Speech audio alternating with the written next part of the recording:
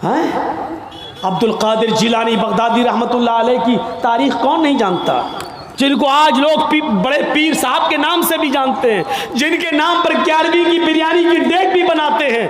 वो अब्दुल कादिर जिलानी जब 12 साल के थे, उनकी माँ ने उनको एक काफिले के साथ भेजा था, कहा बेटे हालात कितने भी सख्त हो लेकिन झूठ कभी मत बोलना। और जब चोरों ने और डाकुओं ने जब इस काफिले को लूटा तो इस बच्चे से पूछा अब्दुल कादिर से, तेरे पास भी कुछ है? उसने कहा हाँ है। कहा क्या है? 40 अशरफी। कहाँ है? मेरे कुर्ते के अस्तर में। अस्तर को फाड़ के देखा तो 40 अशरफी मिली। पूछा बेटा ये तो ऐसी जगह छिपी हुई थी, किसी को पता नहीं, तूने क्यों बता दिया? लड़के ने जवाब दिया, मेरी माँ ने मुझे चलते वक्त नसीहत की थी कि बेटा हालात कितने भी खराब हो लेकिन कभी झूठ मत बोलना। मैंने अपनी बात, माँ की बात मानी है। चोरों का, डकैतों का, डाकुओं का असर खत्म होता है और रोने लगते हैं और कहते हैं ये बच्चा अपनी माँ की इतनी बात मानता है कि ऐसे मोड़ पर भी उसने अपनी माँ की नाफरमानी नहीं की, हम तो अपने रब की नाफरमानी कर रहे हैं। सारा सामान जो लूटा था सबको वापस कर दिया और सारे के सारे चोरों ने, डाकुओं ने तौबा कर ली। मेरे प्यारे साथियों, एक बच्चा जब अपनी माँ का फरमाबरदार बनता है और माँ की बात मानता है तो माँ की दुआ तमाम डकैतों को तौबा करने पर मजबूर कर देती है। मेरे प्यारे साथियों, ये माँ की तरबियत थी जिसने अब्दुल कादिर जिलानी को एक बुजुर्ग के रूप में पैदा किया है, एक बुजुर्ग के रूप में देखा है। ये माँ की तरबियत थी। और एक उस माँ की तरबियत पर नजर डालो कि जब सुल्तान डाकू को फांसी हुई, जब सुल्तान डाकू को फांसी के तख्ते पर लटकाया गया तो उससे पूछा गया तुम्हारी आखिरी तमन्ना क्या है? उसने कहा मेरी आखिरी तमन्ना यह है कि मेरी फांसी मेरी माँ के सामने मुझे दी जाए। उसकी माँ को बुलाया गया, कहा तेरा बेटा तेरे आंखों के सामने मरना चाहता है। सुल्तान डाकू की माँ की आंखों में आंसू आ गए। पुलिस वालों ने पूछा आखिर माँ के सामने तुम क्यों मरना चाहते हो?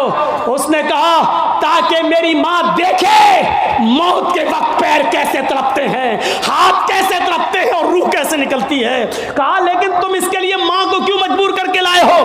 फरमाया पुलिस वालों तुम नहीं जानते हो, जब मैं 8 साल का था, 10 साल का था, मेरी माँ ने मुझसे एक अंडा मंगवाया था। मैं एक दुकान पर गया था, मैं अंडा लेने गया था लेकिन एक अंडा मैंने चोरी कर लिया था दुकानदार का और मैं उसको अपनी जेब में भर लिया था। फिर मैंने उसके पैसे नहीं दिए थे, वापस आ गया। मैंने जब वो अंडा अपनी माँ को दिया और पैसे भी वापस किए, माँ ने कहा क्या हुआ, अंडे वाले ने पैसे नहीं लिए? मैंने कहा नहीं, मैं अंडा चुरा लाया हूँ। तो मेरी माँ ने मुझे थपथपाया था कि बेटा हम लोग गरीब हैं, अच्छा किया तूने ये पैसा बचा लिया, किसी और काम आएगा।